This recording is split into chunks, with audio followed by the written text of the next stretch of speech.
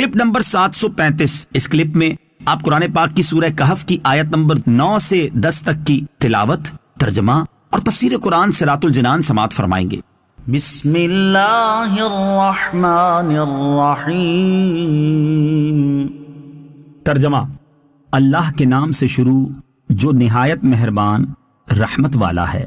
ام حسبت ان اصحاب الكهف والرقیم كانوا من آیاتنا عجبا اذ اوى الفتية الى الكهف فقالوا ربنا آتنا من لدنك رحمة وهيئ لنا من امرنا رشدا۔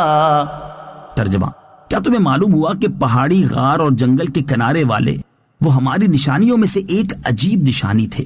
جب ان نوجوانوں نے ایک غار میں پناہ لی، پھر کہنے لگے، اے ہمارے رب، ہمیں اپنے پاس سے رحمت عطا فرما اور ہمارے لیے ہمارے معاملے میں ہدایت کے اسباب مہیا فرما۔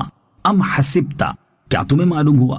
تفسیر صراط الجنان میں ہے، یہاں سے اصحاب کہف کا واقعہ شروع ہوتا ہے اور اسے اللہ عز و جل نے اپنی عجیب و غریب نشانیوں میں سے ایک نشانی قرار دیا، کیونکہ اس واقعے میں بہت سی نصیحتیں اور حکمتیں ہیں۔ حضرت عبداللہ بن عباس رضی اللہ تعالی عنہما نے فرمایا کہ رقیم اس وادی کا نام ہے جس میں اصحاب کہف ہیں۔ اذ اول فتیۃ الی الکہف، جب ان نوجوانوں نے غار میں پناہ لی۔ تفسیر صراط الجنان میں ہے، ارشاد فرمایا کہ جب ان نوجوانوں نے اپنی کافر قوم سے اپنا ایمان بچانے کے لیے ایک غار میں پناہ لی اور اللہ عز و جل کی بارگاہ میں دعا کی، اے ہمارے رب عز و جل، ہمیں اپنے پاس سے رحمت عطا فرما اور ہدایت و نصرت اور رزق و مغفرت اور دشمنوں سے امن عطا فرما اور ہمارے لیے ہمارے معاملے میں ہدایت کے اسباب مہیا فرما۔ اصحاب کہف کے متعلق قوی ترین قول یہ ہے کہ وہ 7 حضرات تھے۔ اگرچہ ان کے ناموں میں کسی قدر اختلاف ہے، لیکن حضرت عبداللہ ابن عباس رضی اللہ تعالی عنہما کی روایت پر جو خازن میں ہے، ان کے نام یہ ہیں: مکس لمینا، یملیخا، مرتونس، بنونس، ساری نونس، ذنوانس، کشفیت تنونس، اور ان کے کتے کا نام کتمیر ہے۔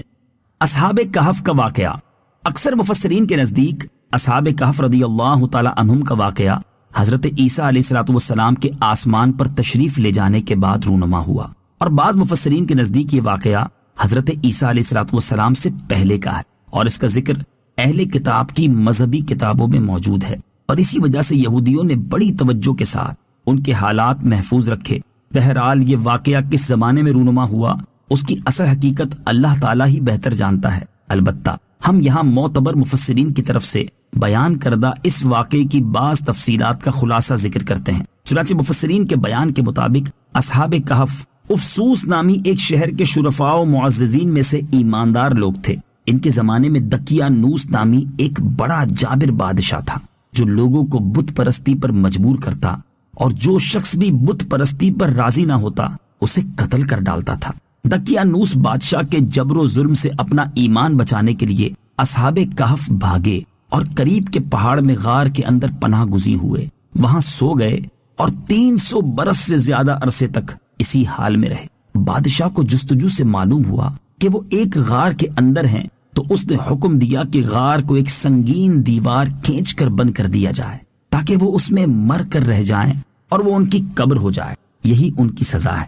حکومتی عملے میں سے یہ کام جس کے سپرد کیا گیا وہ نیک آدمی تھا۔ اس نے ان اصحاب کے نام، تعداد اور پورا واقعہ رانگ کی تختی پر کندہ کرا کر تانبے کے صندوق میں دیوار کی بنیاد کے اندر محفوظ کر دیا، اور یہ بھی بیان کیا گیا ہے کہ اسی طرح کی ایک تختی شاہی خزانے میں بھی محفوظ کرا دی گئی۔ کچھ عرصہ بعد دقیانوس ہلاک ہوا، زمانے گزرے، سلطنتیں بدلی، یہاں تک کہ ایک نیک بادشاہ فرما روا ہوا جس کا نام بیدروس تھا، اور اس نے 68 سال حکومت کی۔ اس کے دور حکومت میں ملک میں فرقہ بندی پیدا ہوئی، اور بعض لوگ مرنے کے بعد اٹھنے اور قیامت آنے کے منکر ہو گئے۔ بادشاہ ایک تنہا مکان میں بند ہو گیا، اور اس نے گریہ وزاری سے بارگاہ الہی میں دعا کی کہ یا رب عز و جل، کوئی ایسی نشانی ظاہر فرما جس سے مخلوق کو مردوں کے اٹھنے اور قیامت آنے کا یقین حاصل ہو جائے۔ اسی زمانے میں ایک شخص نے اپنی بکریوں کے لیے آرام کی جگہ حاصل کرنے کے واسطے اسی غار کو تجویز کیا، اور کچھ لوگوں کے ساتھ مل کر دیوار کو گرا دیا۔ دیوار گرنے کے بعد کچھ ایسی ہیبت طاری ہوئی کہ گرانے والے بھاگ گئے۔ اصحاب کہف اللہ تعالیٰ کے حکم سے فرحاں و شاداں اٹھے، چہرے شگفتہ، طبیعت خوش، زندگی کی تر و تازگی موجود۔ ایک نے دوسرے کو سلام کیا اور نماز کے لیے کھڑے ہو گئے۔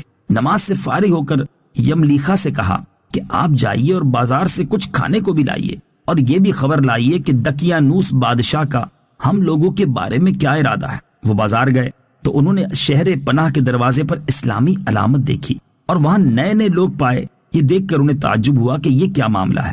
کل تک تو کوئی شخص اپنا ایمان ظاہر نہیں کر سکتا تھا، جبکہ آج اسلامی علامتیں شہر پناہ پر ظاہر ہیں۔ پھر کچھ دیر بعد آپ تندور والے کی دکان پر گئے اور کھانا خریدنے کے لیے اسے دقیانوسی سکے کا روپیہ دیا، جس کا رواج صدیوں سے ختم ہو گیا تھا اور اسے دیکھنے والا بھی کوئی باقی نہ رہا تھا۔ بازار والوں نے خیال کیا کہ کوئی پرانا خزانہ ان کے ہاتھ آ گیا ہے، چنانچہ وہ انہیں پکڑ کر حاکم کے پاس لے گئے۔ وہ نیک شخص تھا، اس نے بھی ان سے دریافت کیا کہ خزانہ کہاں ہے۔ انہوں نے کہا خزانہ کہیں نہیں ہے، یہ روپیہ ہمارا اپنا ہے۔ حاکم نے کہا یہ بات کسی طرح قابل یقین نہیں، کیونکہ اس میں جو سال لکھا ہوا ہے وہ 300 برس سے زیادہ کا ہے، اور آپ نوجوان ہیں، ہم لوگ بوڑھے ہیں، ہم نے تو کبھی یہ سکہ دیکھا ہی نہیں۔ آپ نے فرمایا میں جو دریافت کروں وہ ٹھیک ٹھیک بتاؤ تو عقدہ حل ہو جائے گا۔ یہ بتاؤ کہ دقیانوس بادشاہ کس حال و خیال میں ہے۔ حاکم نے کہا آج روئے زمین پر اس نام کا کوئی بادشاہ نہیں، سینکڑوں برس پہلے ایک بے ایمان بادشاہ اس نام کا گزرا ہے۔ آپ نے فرمایا کل ہی تو ہم اس کے خوف سے جان بچا کر بھاگے ہیں، اور میرے ساتھی قریب کے پہاڑ میں غار کے اندر پناہ گزین ہے، چلو میں تمہیں ان سے ملا دوں۔ حاکم اور شہر کے سردار اور ایک کثیر مخلوق ان کے ہمراہ غار کے کنارے پہنچ گئے۔ اصحاب کہف یملیخا کے انتظار میں تھے۔ جب انہوں نے کثیر لوگوں کے آنے کی آواز سنی تو سمجھے کہ یملیخا پکڑے گئے اور دقیانوسی فوج ہماری جستجو میں آ رہی ہے، چنانچہ وہ اللہ عز و جل کی حمد میں مشغول ہو گئے۔ اتنے میں شہر کے لوگ پہنچ گئے اور یملیخا نے بقیہ حضرات کو تمام قصہ سنایا۔ ان حضرات نے سمجھ لیا کہ ہم اللہ تعالیٰ کے حکم سے اتنا طویل زمانہ سوئے رہے اور اب اس لیے اٹھائے گئے ہیں کہ لوگوں کے لیے موت کے بعد زندہ کیے جانے کی دلیل اور نشانی بنے۔ جب حاکم شہر غار کے کنارے پہنچا تو اس نے تانبے کا صندوق دیکھا، اس کو کھلوایا تو تختی برآمد ہوئی۔ اس تختی میں ان اصحاب کے اسماء اور ان کے کتے کا نام لکھا تھا۔ یہ بھی لکھا تھا کہ یہ جماعت اپنے دین کی حفاظت کے لیے دقیانوس کے ڈر سے اس غار میں پناہ گزین ہوئی۔ دقیانوس نے خبر پا کر ایک دیوار سے انہیں غار میں بند کر دینے کا حکم دیا۔ ہم یہ حال اس لیے لکھتے ہیں تاکہ جب کبھی یہ غار کھلے تو لوگ ان کے حال پر مطلع ہو جائیں۔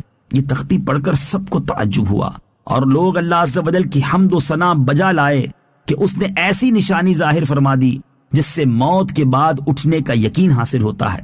حاکم شہر نے اپنے بادشاہ بیدروس کو واقعے کی اطلاع دی، چنانچہ بادشاہ بھی بقیہ معززین اور سرداروں کو لے کر حاضر ہوا اور شکر الہی کا سجدہ بجا لایا کہ اللہ تعالیٰ نے اس کی دعا قبول کی۔ اصحاب کہف نے بادشاہ سے معانقہ کیا اور فرمایا ہم تمہیں اللہ عز و جل کے سپرد کرتے ہیں، والسلام علیکہ ورحمۃ اللہ وبرکاتہ۔ اللہ تعالیٰ تیری اور تیرے ملک کی حفاظت فرمائے اور جن و انس کے شر سے بچائے۔ بادشاہ کھڑا ہی تھا کہ وہ حضرات اپنے خوابگاہوں کی طرف واپس ہو کر مصروف خواب ہوئے اور اللہ تعالیٰ نے انہیں وفات دے دی۔ بادشاہ نے سال کے صندوق میں ان کے اجساد کو محفوظ کیا اور اللہ تعالیٰ نے روب سے ان کی حفاظت فرمائی کہ کسی کی مجال نہیں کہ وہاں پہنچ سکے۔ بادشاہ نے سر غار مسجد بنانے کا حکم دیا اور ایک خوشی کا دن معین کر دیا کہ ہر سال لوگ عید کی طرح وہاں آیا کریں۔ اس سے معلوم ہوا کہ صالحین میں عرس کا معمول قدیم سے ہے۔